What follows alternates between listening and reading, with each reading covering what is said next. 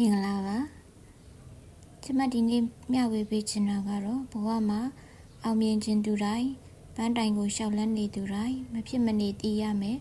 အရေးချင်းတစ်ခုကြောင့်ပဲဖြစ်ပါတယ်အဲ့ဒါကတော့ consistency ဆိုတဲ့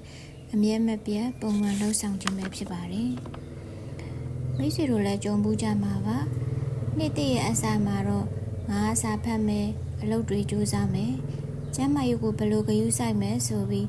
စိတ်တက်ကြွနဲ့လှုပ်ကြတယ်အလိုနဲ့ပထမ3-4ရက်တော့အဆင်ပြေတယ်နောက်တစ်ပတ်လည်းကြော်လာတဲ့ခါကျတော့ပြင်းလာရောအလုပ်တွေရှုပ်တယ်နောက်ဆုံးတော့လက်လျှော့လိုက်တယ်အဲ့လိုမျိုးခဏခဏကြုံမှုကြပါသလားဘာလို့လဲဆိုတော့ကျမတို့က motivation တစ်ခုပေါ်မှာပဲပုံမှန်လှုပ်ဖို့မိခိုနေလို့ပဲဖြစ်တယ်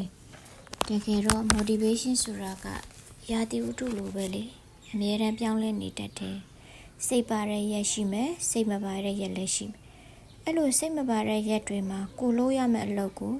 ဆက်လုပ်ပြအောင်တွန်းပို့ပေးတာကတော့ consistency ပဲဖြစ်ပါတယ်နာမည်ကြီးစကားပုံတစ်ခုလိုပဲပေါ့ပြည့်စုံတဲ့လုပ်တစ်ခုကိုတစ်ခါတည်းလုပ်တာထက်မပြည့်စုံရင်တော့မှ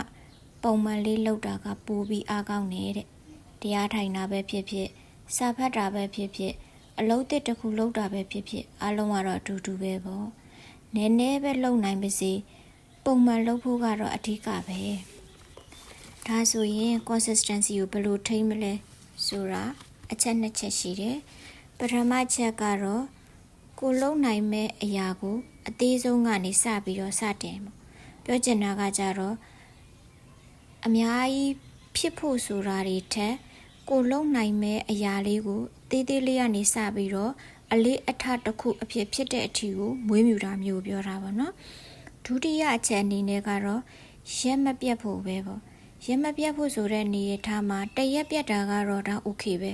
ဒါလူတဘာဝပဲဆိုတော့လေအကြောင်းမျိုးစုံကြောက်လဲပြတ်နိုင်တယ်2ရက်တော့သွားမလုပ်ပါနဲ့2ရက်ဖြစ်သွားပြီဆိုတာနဲ့သူကကြာသွားရင်ပြန်ဆဖို့ကတော်တော်ခက်လို့ပဲဖြစ်တယ်ပေါ့နော်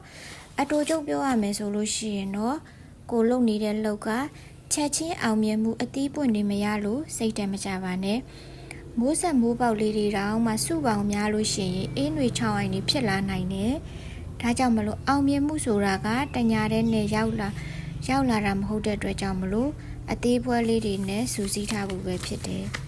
ဒါကြောင့်မိတ်ဆွေတို့လည်းဒီနေ့ကစပြီးတော့ရီမန်းချက်တွေအတွက်တည်တည်လေးကနေစပြီးတော့ရှေ့ဆက်နိုင်ကြပါစေလို့ဆုတောင်းပေးလိုက်ပါတယ်အားလုံးပဲတာယာတဲ့နေ့လေးဖြစ်ပါစေကျေးဇူးတင်ပါတယ်ရှင်